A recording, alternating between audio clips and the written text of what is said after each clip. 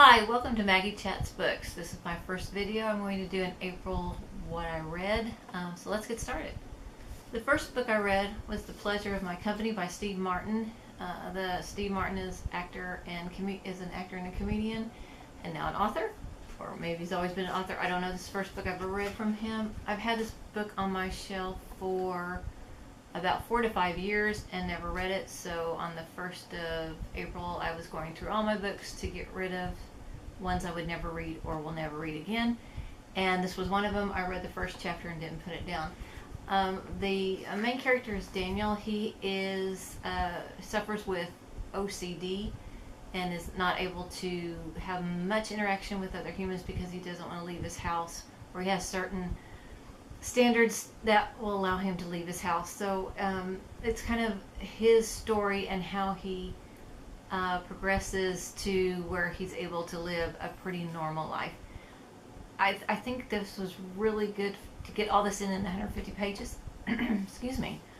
But I think if it had been any longer, I wouldn't have enjoyed it as much. I did give this book 4 stars and would recommend you read it.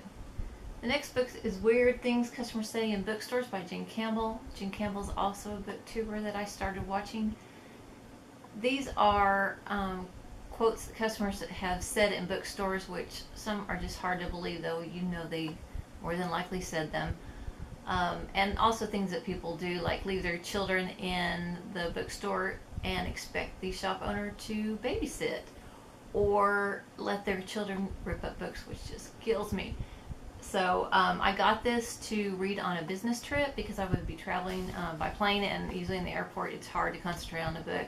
So I thought I could read 1 or 2 pages and not lose track of the story. But the night I got this in the mail, I read the whole thing. So anyway, it was really entertaining, quite good. I did buy her book about bookshops, which I can't remember, but I'll link it below. And I'm going to say that one for summer because it seems like a summer read. It's a lot of travel around. She travels around and discovers different bookstores. Okay. The next book I read was The Martian by Andy Weir. This one, of course, was made into a pretty popular movie. I had seen the movie first, which I usually don't watch the movie first before reading the book, but honestly I did not know that there was a book prior to the movie, not just a companion book. And I did enjoy the book much, much more than the movie. It explains a lot more. I know people are hit and miss on this one. I found that it was very cleverly done. The sense of humor in it is quite good. A nice story of rescue and saving someone and everything. So if you've seen the movie, you know what it's about. If you haven't, it's a astronaut is stranded on Mars by accident, and he must survive until he can be rescued. And the movie's also, I thought, quite good too. On April 7th, there was a Topple Tome challenge on Goodreads, and I started doing that. My first book was All the Light We Cannot See by Anthony Doerr. This is a Pulitzer Prize winning novel. It's takes place in World War II and mostly focuses on war as it affects children, which is really hard to read. There's a German boy and his sister that you learn about, and then also the main character is a young French girl who's also blind that lives with her father. So it's the impact of war on the kids, really, and how their lives are changed, and really their childhood is taken away. I can tell where it won the Pulitzer Prize. It's quite well done. The only problem with reading this during a challenge is that it stuck with me. It's not one that you could just put down and get up another book and start reading. So I had to wait a couple of days after reading this before I could get into another book. I just had this one on my mind too much. Really, really good book, and I do recommend it. In fact, this was my first 5-star book of the year. And then as part of the Tome Topple, I started reading The Black Prison by Brent Weeks. This one had been recommended by quite a few people on booktube, and I have read some adult fantasy, not a whole lot, so I decided to give this one a try. I got about halfway through, as you can see, maybe you can. I'm on page 345, and I just could not finish it. I just could not get into the characters. I did not. The world building was not bad. He concentrated on kind of giving it to you while he was building his characters, but I just could not finish it. I almost felt like I had a weekend coming up. The tome topple was going to be over. I thought, okay, I'm just going to shelve it. I will probably go back and read this because I have read where people said the last couple of chapters have kept them wanting to read the entire series, or that the last 90 pages saved the book. So I think there's hope for it for me to read. I just couldn't get into the characters, and I didn't really care. So probably not the best way to read, especially when you don't have that much time to read and you want to read something that you're enjoying. So not giving up on this one, but we'll shelve it for a while and come back to it later. So then I decided to read something a little bit lighter, and this is All Good Things by Sarah Turnbull. I had read her book called Almost French.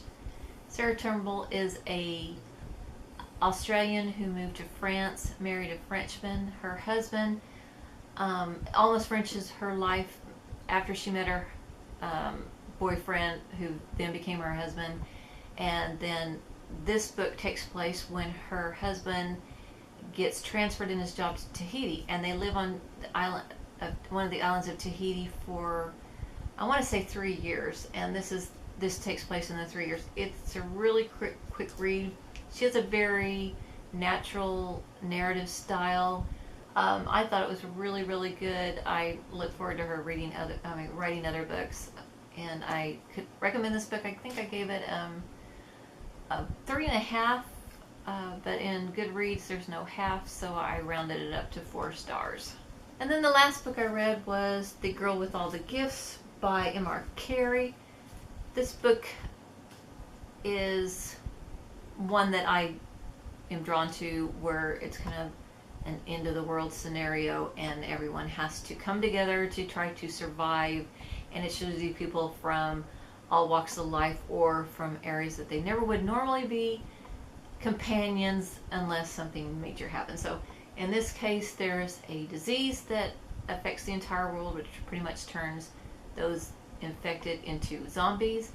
There are a group of children who are held on a military base in England, and they are educated and studied by a scientist because they have the same tendencies as the people with diseases, although they're able to conduct themselves normally unless they smell humans. So I don't want to give too much more away on this.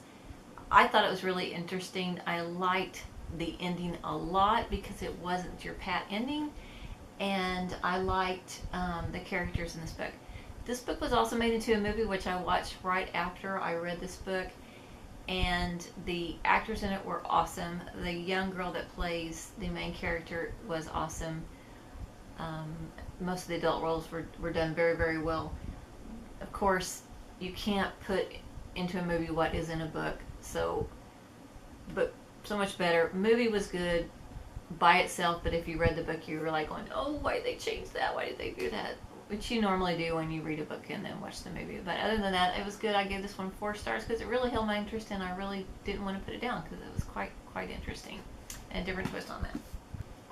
So that's it for April Reads. I hope you enjoyed my first video. I don't know how I'm going to edit this, so it might be really crummy. I don't know. We'll see how it goes. Anyway, I hope you enjoyed it. Subscribe if you want to see more. My next video will either be a newbie tag or a haul. It just depends on which one I get to film first and get out there. So thanks for watching. Bye.